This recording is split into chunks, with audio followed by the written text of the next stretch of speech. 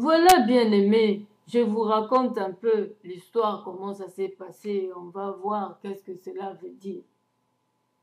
Alors, ils ont vendu leur frère et tout ça, et pour s'excuser devant leur père, ils devaient apporter des excuses et des idées. Ils devaient rassembler des idées pour se défendre auprès du père. Qu'est-ce qui s'est passé avec Joseph? Ils ont pris la vie, ils ont tué un animal et tout ça, et ils ont mis le sang dessus, et voilà. Arrivés chez le père, ils ont dit que Joseph fut tué sûrement en chemin par un animal féroce.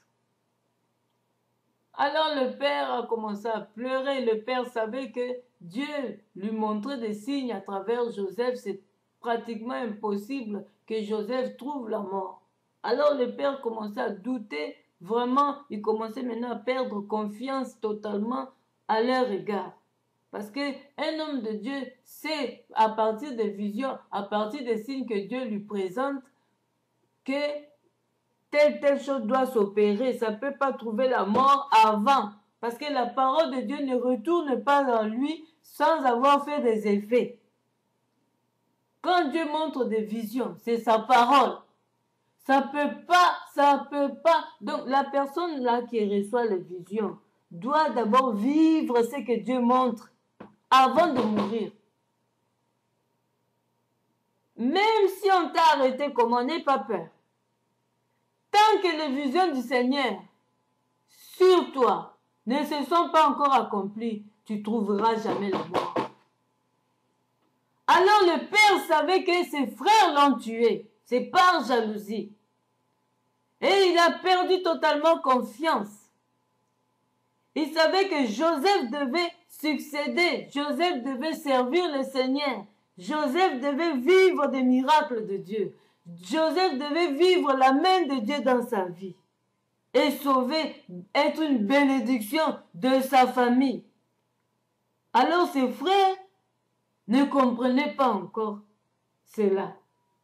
Et c'est la jalousie qui manifestait. C'est eux qui veulent, ils veulent seulement que ce soit eux, les aînés, qui doivent réussir dans la vie. Les petits doivent rester petits. C'est pas comme ça. Alors, Dieu ne voyait pas ça comme ça. Pour bénir quelqu'un, Dieu ne regarde pas l'âge. Dieu peut bénir le plus petit et vous, les grands, vous êtes bénis par lui.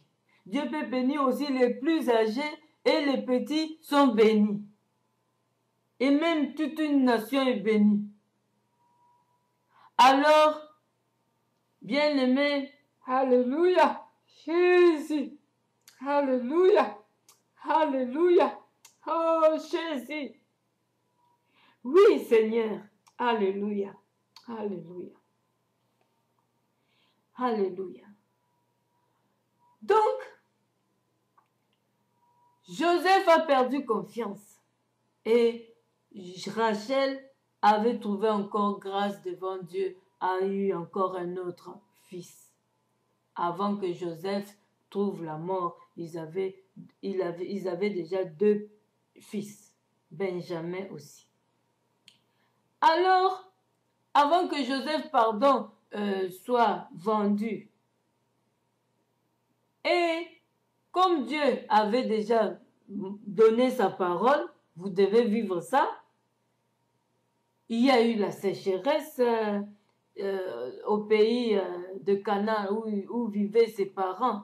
Et Joseph, en allant là où il était allé chez les Égyptiens, il a fait 20 ans de prison, mais il avait vécu la manne de Dieu, il a vécu la grâce de Dieu dans la prison. C'est comme toi et moi, on peut être aujourd'hui prisonniers invisibles dans le monde des ténèbres, mais nous marchons, nous vivons, nous menons nos vies comme des hommes normaux.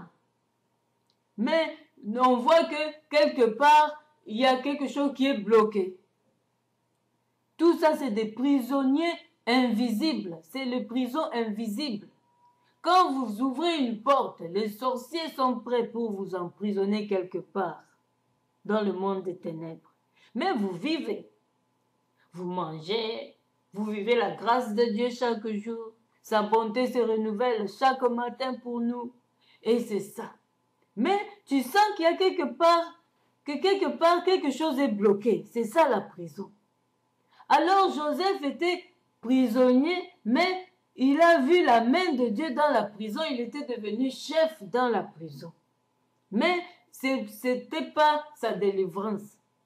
Il devait vivre la délivrance de ces prisons-là. Alors, le temps de Dieu, Dieu fait chaque chose en son temps. Quand il donne la vision, il donne aussi le temps.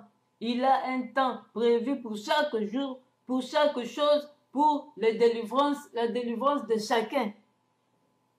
Alors, bien-aimé, le temps de Joseph était arrivé. Le roi, Dieu commença à tourmenter le roi pour Joseph. Dieu commença à tourmenter le roi Pharaon par des visions pour que Joseph trouve sa liberté. Alors, il y avait personne qui savait déchiffrer, qui savait expliquer, qui savait discerner les songes. Et Joseph l'a fait en prison avec 2 des serviteurs du roi. Et ils ont témoigné et il fallait qu'on appelle Joseph et qu'il aille voir le roi pour discerner le songe, expliquer. Alors, Joseph était arrivé, on devait le laver parce qu'il devait aller voir le roi. Il commençait à vivre la main de Dieu encore. Hein? Et il est allé voir le roi, il a expliqué. Et le roi a d'abord douté, puis après, parce que pour eux, un esclave, c'était une chose. C'est comme aujourd'hui, vous, certaines personnes d'entre vous, vous trouvez que les chégués, les enfants perdus, les enfants de la rue sont des choses. Mais ce ne sont pas des choses. Vous voyez bien Joseph est venu d'une famille chrétienne. Joseph est venu d'une famille riche. Son père avait des bétails et tout ça. Mais regarde ce qu'ont fait ses frères, ses propres frères, l'ont vendu, l'ont jeté dans la rue. Ses propres frères l'ont jeté dans la rue. C'est pareil que les enfants de la rue. C'est pareil que les chègues. C'est pareil que les clochards. Chikabababa. Et aujourd'hui, vous prenez ces enfants-là, vous les considérez comme des choses. Violer olive. C'est pas bien. Ce ne sont pas des choses. Hein? Vous allez les attraper pour qu'ils aillent violer qui? Ces enfants-là ne sont pas vos objets. Ces enfants-là sont des créatures faites à l'image de Dieu. Ces enfants-là méritent d'être aimés, d'être secourus, d'être respectés. Ce ne sont pas des choses. Joseph aussi fut jeté dans la rue, en quelque sorte. C'est pareil. Joseph était perdu de vue avec ses parents. Joseph était rejeté dehors par ses propres frères. Des fois, les propres frères dans des familles jettent leurs frères, demi-frères comme vous appelez ça. C'est pourquoi vous-même vous vous divisez, demi-frères, demi-sœurs, vous vous divisez. Et c'est ainsi que vous perdez l'amour en disant ça. C'est mon demi-frère, c'est ma demi-sœur. Et c'est comme ça que vous allez les jeter dehors dans les rues. Vous les frères, du même sang, côté papa, vous faites ça. Et vous vous rassemblez la nuit dans la sorcellerie pour ensorceler vos frères, vos demi-sœurs et vos demi-frères. C'est ça l'amour. Alors, mais sachez-le qu'il n'y a que Dieu qui a le dernier mot pour la vie de chacun.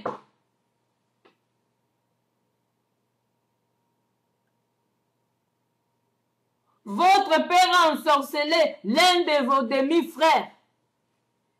pour sa magie, son argent, sa richesse. Et vous les demi-frères, vous commencez à vous foutre de sa gueule. Vous commencez à vous moquer de ce demi-frère. Un fou, un fou. Il vient pour que vous, au lieu de lui donner à manger, vous commencez à vous moquer de lui. Vous commencez à l'envoyer se balader. C'est pas bien. Vous ne voulez pas vous occuper de lui. Mais sachez qu'il y a un Dieu suprême, il y a un Dieu d'amour qui prendra soin de ce frère-là, de ces enfants-là rejetés dans la rue. Et Dieu, enfin, Dieu a touché le cœur du Pharaon pour dire que Pharaon, tu dois te servir de mon instrument, c'est le temps. C'est le temps convenu, je ne recule pas devant mon alliance traitée. Je ne suis pas un homme pour mentir, ni un fils de l'homme pour se repentir de ma parole, de ma promesse. Alors, le Pharaon devait accorder cette tâche-là à Joseph. Et Joseph lui-même a commencé maintenant à diriger l'Égypte. Il dirigé, il savait qu'il y aura la famine et Dieu avait déjà donné des révélations sur le pays, pour le pays, et Joseph a tout arrangé pour pas manquer de quoi que ce soit pendant ces périodes de famine. Alors, c'était aussi dans le plan de Dieu. Au pays de Canaan, là où habitaient ses parents, était aussi en famine et il devait aller en Égypte, le seul chemin où il devait récupérer, avoir à manger. Et le papa a envoyé encore les frères, ses propres frères, en Égypte. Et ils sont allés. Il n'a pas voulu donner le cadet de Rachel qui est décédé. Il n'a pas voulu envoyer le Benjamin avec les adultes de peur de le perdre encore comme Joseph. Donc, c'est comme ça, la confiance quitte. On vit avec toi, on t'observe. Quand tu fais des choses, tu nous montres qui tu es, tu nous montres que tu es menteur, tu nous montres que tu es farceur, on t'écarte, s'écarter de toi, c'est ne plus faire confiance en toi. Alors c'est ce que le papa a adapté à l'égard de ses aînés, de ses fils aînés. Alors il devait partir seul, comme ils sont nés avec tous les aînés des enfants les enfants de Léa devaient aller seuls en Égypte chercher à manger pour nourrir aussi leur bétail et tout ça. Alors ils sont allés en Égypte et Joseph les a vus. Quand Joseph les a vus, il a eu d'abord peur parce qu'il les connaissait. Il s'est dit peut-être qu'ils viennent espionner. Il a envoyé son travailleur de les amener devant lui et demander pourquoi ils sont là. Ils se sont exprimés et ils ont la famine, ils sont venus chercher à manger, ils n'ont pas à manger chez eux. Alors Joseph, tu vois, des fois nous les serviteurs de Dieu aussi, nous sommes des humains. Nous sommes des humains. N'oubliez pas ça. La colère peut agir. La colère, c'est l'effet naturel du corps, mais on doit maîtriser ça. On doit avoir la maîtrise de soi. Alors lui, sa colère était plus forte ce jour-là et il les a envoyés en prison. Il les a envoyés en prison et pour quelque temps, et puis ensuite, il a voulu causer avec eux, savoir et leur donner à manger comme ils ont demandé.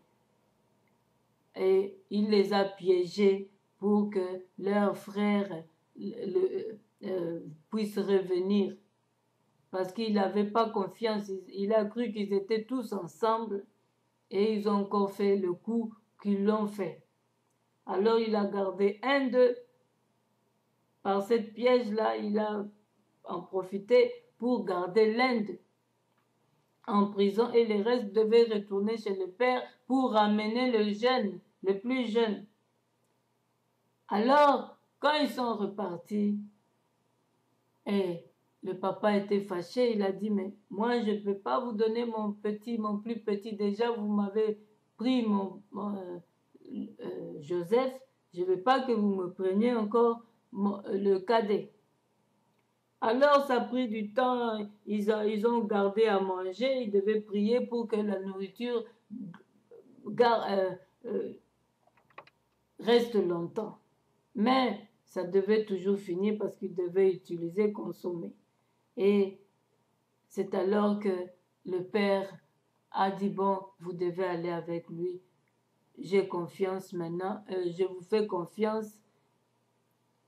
Ramenez mon fils. Mais comme les enfants savaient déjà combien le père peinait de la disparition de Joseph, ils se sont dit non, on ne va plus refaire. C'était là un bon signe pour Jacob de donner le fils. Alors, ils sont allés et Joseph était content.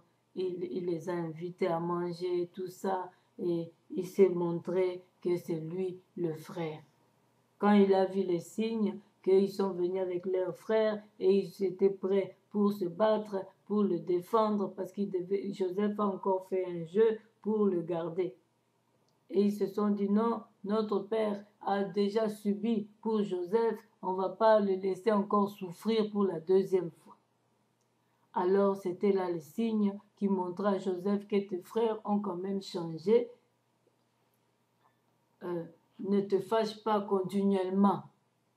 Bien-aimé, nous allons continuer. Merci.